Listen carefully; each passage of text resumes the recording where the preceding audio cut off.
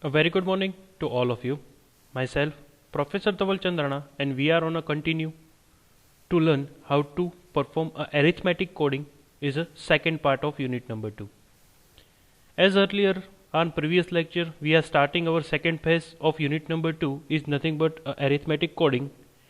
In our previous lecture, we discussed how to generate a tag with help of arithmetic coding. So guys, as a previous આપણે arithmetic કોડિંગની help લઈને tag કઈ રીતે generate કરવાનું છે એ already study કરી લીધું છે. 3 સ્ટેપ્સ પરફોર્મ કર્યા હતા અને એના બેઝ ઉપર આપણે એક ન્યુમેરિકલ પણ સોલ્વ આઉટ કરી લીધું છે. So I think you are now clear how to generate a tag as per the given source message. So the end of results we generate one tag and this tag we are sending from the sender end to receiver end. And it is your complete message we can retrieve from a receiver hand with help of this particular text. So today's lecture is based on how to perform a deciphering the tags. Means whatever tag sender will be sent to the receiver end, we receive some bits or we can say tag value. Based on a tag value, we perform a reverse mechanism or reverse formulas of arithmetic coding for generating our original message behalf of a particular given tag. So it is some reverse procedure which we are already studied in our previous lectures. So previous lecture ની અંદર જે આપણે મેસેજમાંથી tag generate કર્યું હતું એ જ વસ્તુ આપણે reverse process perform કરશું. અત્યારના આપણી પાસે ટેગ વેલ્યુ હશે અને આપણે ઓરિજિનલ મેસેજ રિટ્રાઈવ કરવાની ટ્રાય કરશું. સો it is nothing but the arithmetic coding in a part of a coding sequence we perform a deciphering tags. So we start with the same manner which we are discussed throughout this particular subject. First we discuss some steps and based on steps we perform some numericals. So it is nothing but the arithmetic coding deciphering a tag. So we start with the questions, how the question should be asked in your exam. Deciphering the tag value as per the given tag 0.81611. I think you are remember in our previous lecture we find this tag according to the 5 different steps. So up to the 4 steps means કેટલા steps perform કરવાના છે એ પણ તમને એક્ઝામમાં as a questions ડિસાઇફર કરવાનું આવશે તો એ પણ તમને ડિફાઇન કરેલું હશે. તમને ટેગ વેલ્યુ પણ આપી હશે, પ્રોબેબિલિટીઝ પણ તમને આપેલી હશે E 0.3, N 0.3, T 0.2, W 0.1 and dot 0.1. કેટલા સ્ટેપ સુધી જવાનું છે? 4 સ્ટેપ સુધી. એ તમને ઓલરેડી મેન્શન્સ કરેલું છે. ટેગની વેલ્યુ મેન્શન કરેલી છે અને દરેકની પ્રોબેબિલિટી મેન્શન કરી છે. સો આટલી વસ્તુ ઉપરથી આપણે શું કરવાનું છે? એન્ડ ઓફ 4 સ્ટેપ્સ આપણને કોઈ 4 કેરેક્ટર્સ જનરેટ થશે અને આપણે ચેક કરશું કે ટેગ વેલ્યુ ઉપરથી આપણને ઓરિજિનલ મેસેજ રિટ્રાઈવ થાય છે કે નહીં. સો એફ ઓફ એક્સ 0 મેં ગઈકાલે પણ કીધું હતું, આજે ફરી વખત કહી દઉં છું. F of x 0 is always be a 0. F of x 1 means a first probability. F of x2 is the summation of first probability and second probability. F of x3 it is the summation of first, second and third probability. F of x4 it is the summations of 1, 2, 3 and 4, and in the last we sum up the all probabilities and it must be required to be a 1. Now let's see how to find a lower limit and upper limit, because arithmetic coding ની અંદર આપણે દર વખતે દરેક સ્ટેપ્સની અંદર શું find out કરવાનું છે? લોઅર લિમિટ અને upper limit. So how we can generate a lower limit and upper limit for the deciphering tag? L raised to n is equal to L raised to n minus 1 plus U raised to n minus 1 minus L raised to n minus 1 f of x x of n minus 1. It is the lower limit of a particular value.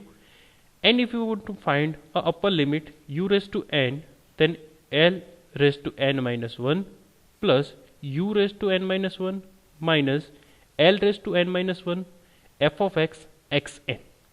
So it is the formula through which we can generate a lower limit and upper limit of a given n, where n is the length of sequence and xn is the sequence. So what is a difference between length of sequence and sequence? Length of sequence means કેટલા characters available છે. It is nothing but the length of sequence. Example વખતે હું સમજાવી દઈશ કે what is the length of sequence, અને xs જેના માટે તમે અત્યારના currently find out કરો છો, it is your x of n. So at the first steps, how to initialize a particular solutions. Whenever we initialize a deciphering tag, we take always L of 0 it's become a 0 and U0 it's become a 0.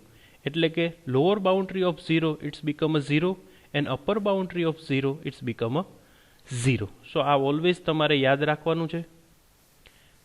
એક વસ્તુ અહીંયા change છે, એ મારી mistake છે. L raised to 0 0 રાખવાનું છે, U raised to 0 it's become a 1 put કરવાનું છે, because lower limit always 0 હશે, upper limit always be 1 હશે, because બે 0 પોસિબલ નથી. સો આ એક ચેન્જ છે, એ ચેન્જ કરી લેજો. ફરી વખત કહી દઉં, ઇનિશિયલ સ્ટેજ ઉપર જેમ પ્રીવિયસ લેક્ચરની અંદર આપણે પરફોર્મ કર્યું હતું કે લોઅર લિમિટ હંમેશા 0 રાખવાની છે અને અપર લિમિટ હંમેશા 1 રાખવાની છે. સો સ્ટાર્ટ કરીએ સ્ટેપ નંબર 1 થી. સૌથી પહેલાં આપણે L raised to 1 અને U raised to 1 find out કરવાની ટ્રાય કરીએ. સો L raised to 1 find out કરવું છે એટલે n આપણે શું પુટ કરશું? 1. તો જે જગ્યાએ n છે ત્યાં બધી જગ્યાએ આપણે શું પુટ કરી દઈશું? 1. સો L raised to 1 minus 1 it's become a 0. સૌથી પહેલાં L1 માટે ફાઇન્ડ આઉટ કરીએ છીએ તો n આપણે શું પુટ કરશું? 1. 1 minus 1 it's become a 0. U 1 minus 1 it's become 0. L n minus 1 1 minus 1 it's become a 0. F of x x of n આપણે શું પુટ કરવાનું છે? 1. so 1 minus 1 it's become 0. so f of x x0 and હવે પછી એની value શું put કરીએ છીએ?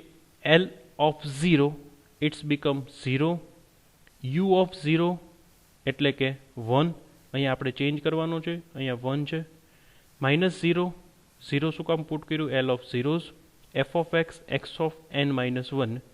સો આપણે સૌથી પહેલાં L1 ફાઇન્ડ કરવું હશે ત્યારે આપણી પાસે ફોર્મ્યુલા શું આપણને મળશે? F of x x of n minus 1. એ જ રીતે U raised to 1 માં આપણે વેલ્યુ પુટ કરી દઈએ 0 plus 1 minus 0 f of x xn. સો જો તમારે લોઅર લિમિટ ફાઇન્ડ આઉટ કરવી હશે તો એની ફોર્મ્યુલા બનશે lower limit of 1 is equal to f of x xn minus 1. Upper limit find out કરવી હશે તો f of x xn. તો આ તમને જે ફોર્મ્યુલા મળે છે આ દરેક સ્ટેપ્સની અંદર સૌથી પહેલાં ફોર્મ્યુલા બનાવી લેવાની છે અથવા તો જનરેટ કરી લેવાની છે. હવે તમને જે ફોર્મ્યુલા મળી છે એમાં આપણે દરેક માટે એક એક વેલ્યુ પુટ કરતી જવાની છે. લાઈક એક્સની જગ્યાએ 1, એક્સની જગ્યાએ 2, એક્સની જગ્યાએ 3, એક્સની જગ્યાએ 4. તો ક્યાં સુધી એ વેલ્યુ પુટ કરવાનું છે? જ્યાં સુધી તમે વેલ્યુ લોઅર બાઉન્ડ અને અપર બાઉન્ડ આ ટેગની વચ્ચે ના આવે ત્યાં સુધી. એનું meaning first sequence lies between, એટલે કે સૌથી પહેલો સિક્વન્સ આપણને શેના બે વચ્ચે મળશે? f of x x of n and f of xn વચ્ચે. હવે આપણે xn ની વેલ્યુ 1 મૂકવાની છે. 1 મૂકીને ચેક કરવાનું છે કે આપણને જે વેલ્યુ મળે છે xn of 1 એની લિમિટ 0 થી 0.3 ની વચ્ચે છે એઝ પર ધ ઇક્વેશન્સ.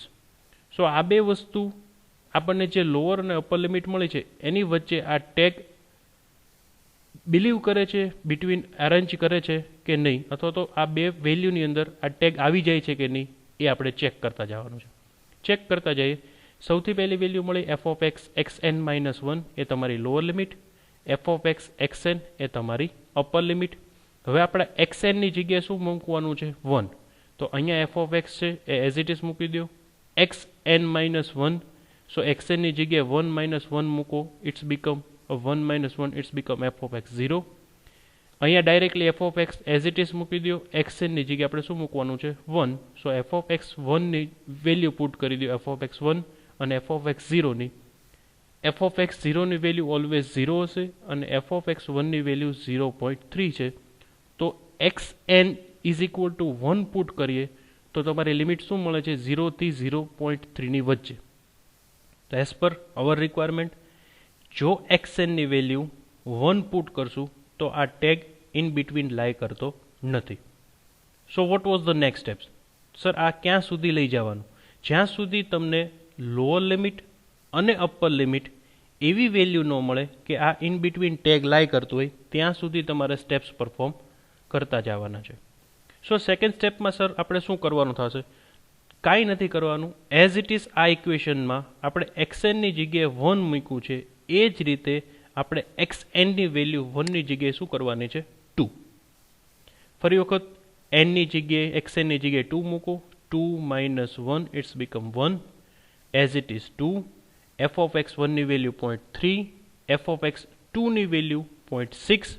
0.3 અને 0.6ની વચ્ચે આપણે 0.8 ફાઇન્ડ આઉટ કરવાનું છે, તો આ પણ નહીં મળે.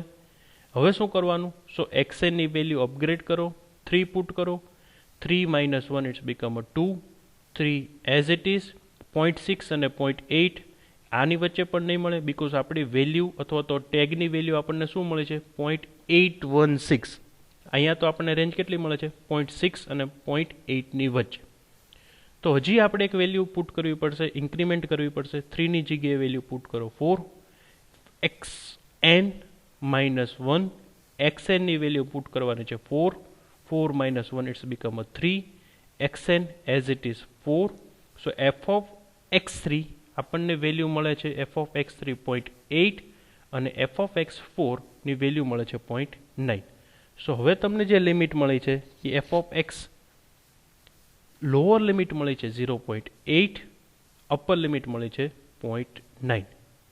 સો હવે તમને જે ટેગ વેલ્યુ આપે છે 81611 એ ઇન બિટવીન 0.8 અને 0.9ની વચ્ચે આવે છે. તો આપણો ફર્સ્ટ સ્ટેપ્સ અહીંયા કમ્પ્લીટ થશે. સો આ માટે આપણે જે પણ સ્ટેપ્સ પરફોર્મ કર્યા હવે ચેક કરવાનું છે. The tag value 0.81611 lies between 0.8 and 0.9 when ક્યારે મળે આપણને પોઈન્ટ અને 0.8 અને 0.9ની વેલ્યુ? આપણે જ્યારે xnની વેલ્યુ શું મૂકી? 4. સો when xn is equal to 4. So the first sequence after decoding is 4 number of characters.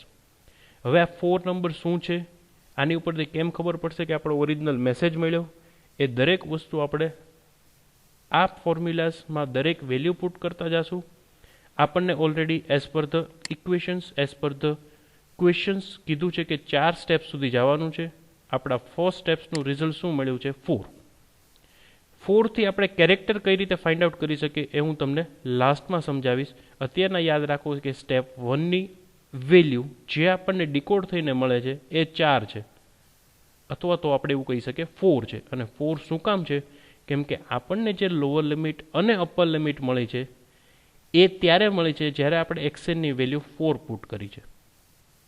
So it is 4 is the first decoding sequence after step number 1. Step 2માં જઈએ. ફરી વખત ટેગ એઝ ઇટ ઇઝ લઈ લેવાનું છે. હવે તમારી lower limit L of 1 એ તમને મળી છે 0.8, અપર લિમિટ મળી છે 0.9.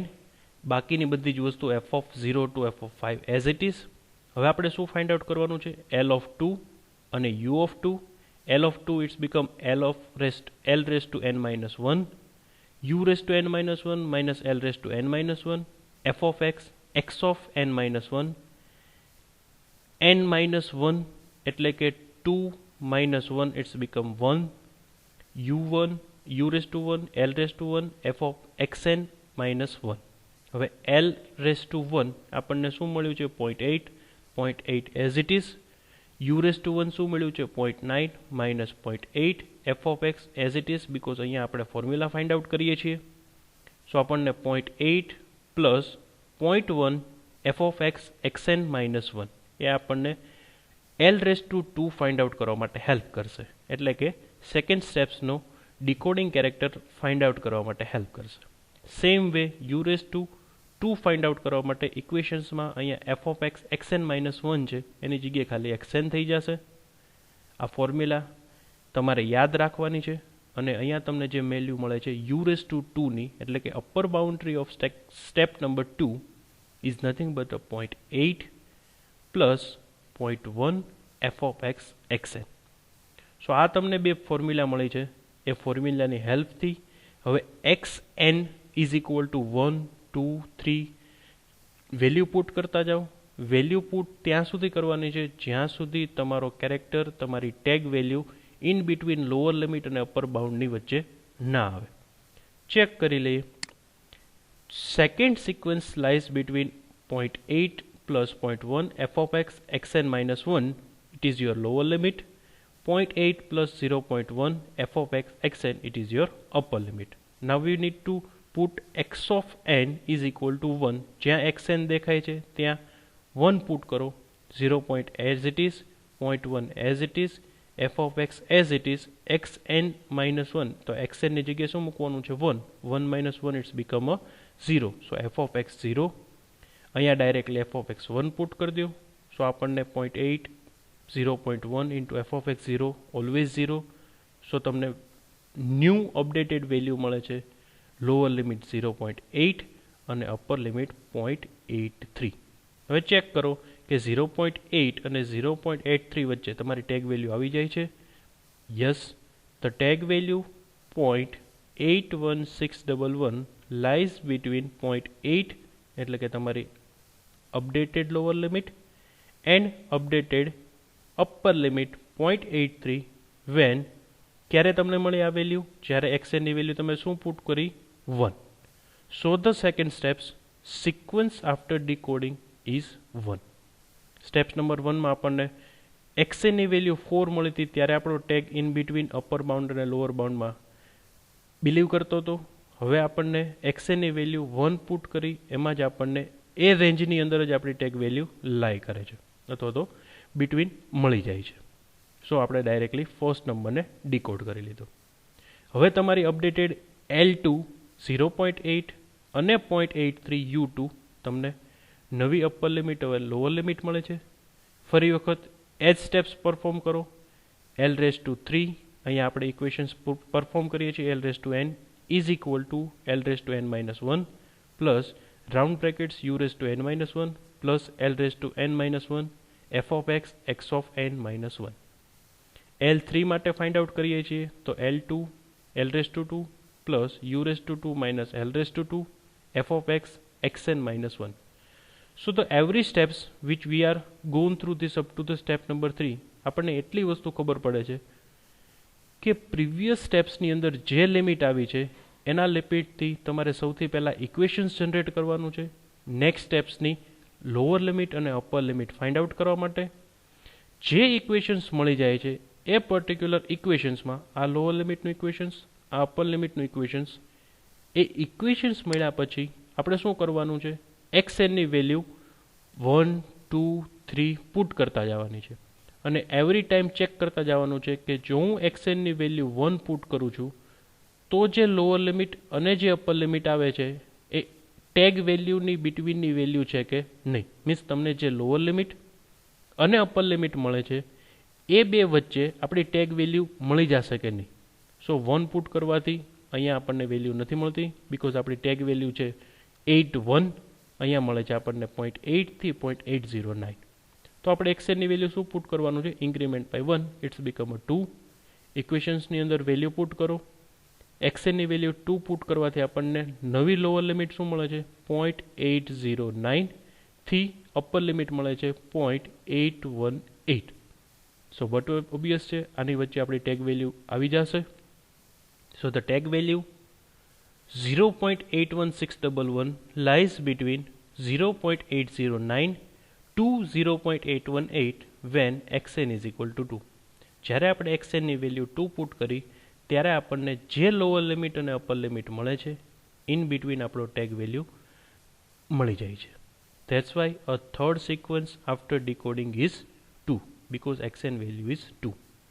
સેમ વે હવે તમારી updated L(3) 809 U(3) it's become 818.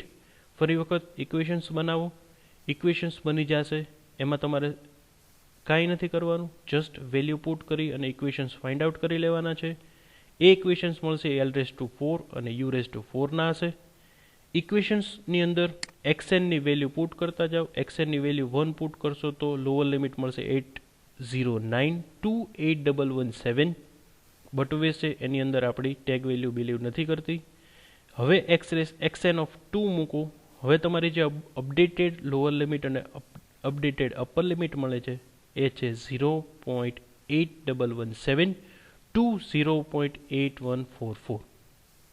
Check કરો કે તમને એ વેલ્યુ એ ટેગ વેલ્યુ મળે છે એ ઇન બિટવીન છે, યસ ઓર નો. જો નથી તો ઇન્ક્રીમેન્ટ બાય 1 કરો. એક્સએનની વેલ્યુ 2ની જગ્યાએ 3 પુટ કરો. 3 પુટ કરવાથી આપણને જે વેલ્યુ મળે છે 8144 અને 8162 છે.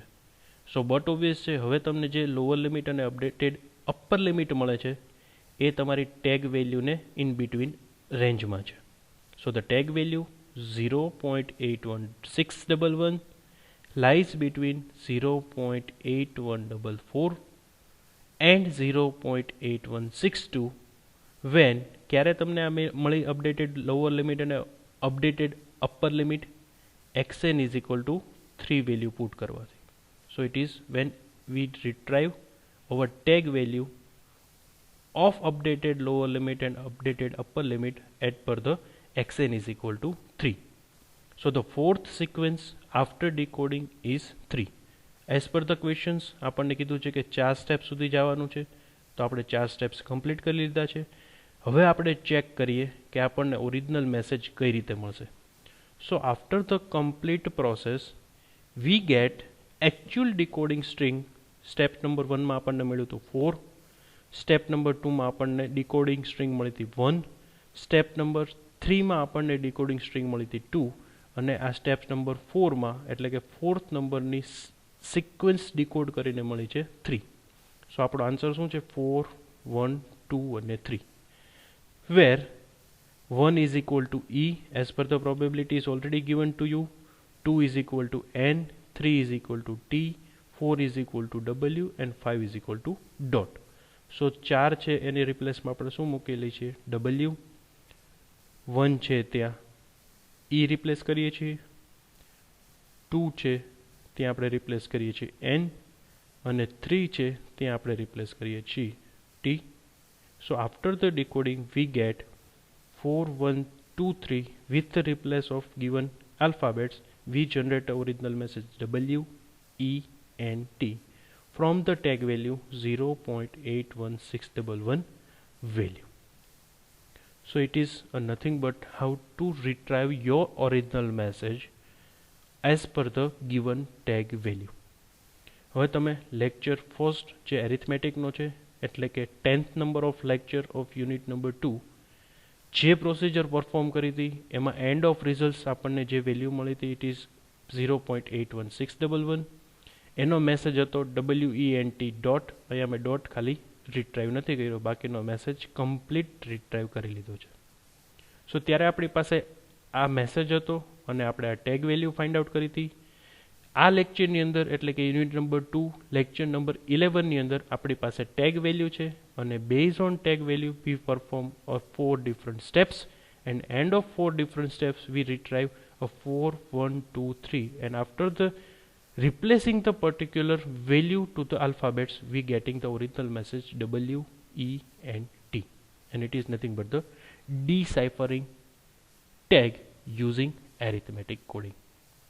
I hope you are clear whatever we discuss in this particular lecture.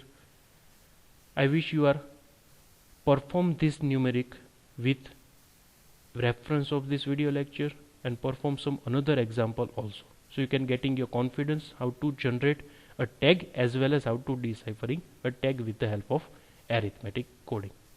If you found any kind of doubt then please provide comment on my videos. I will surely provide a response as soon as possible. Thank you so much.